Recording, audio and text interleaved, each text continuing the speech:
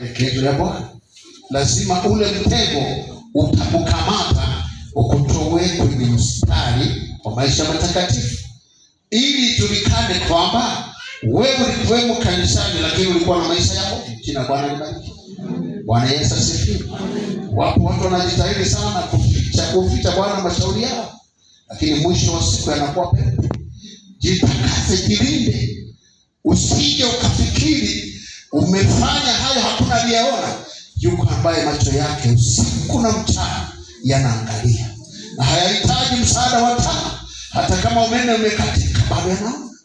Maana kuna wakati unaweza kufikiri teori yako ni pale unapofanya umeme haupo, ni pale unapofanya hakuna anayekujua, hayupo hata mmoja, ni pale unapofanya umeenda mbali sana na mji wako, huko wewe ufahamiki, unafikiri umejificha. Lakini yeye ambaye macho yake hayahitaji msaada wa nuru, yanaona kila mahali. Jina Bwana libariki. Kila mahali. Na ndiyo maana anasema yeye ni mhukumu wa haki, ambaye hukumu bila upendeleo. Sio kwa sababu uko mbali na wazazi, sio kwa sababu uko mbali na mkeo, sio kwa sababu uko mbali na mume wako. Yeye macho yake yanakulinda.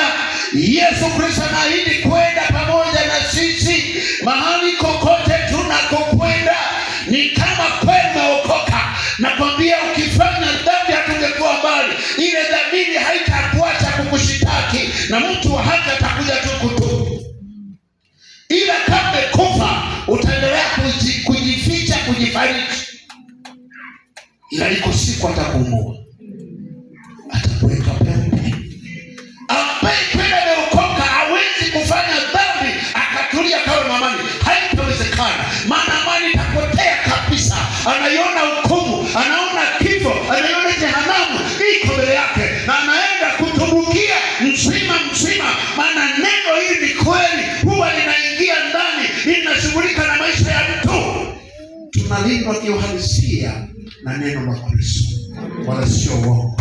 Wewe ukasema huko hawanioni, mchungaji hawezi akakuona kule unakofanya shughuli zako, lakini yuko mchungaji mkuu anayetujua hata mabaya yasipate.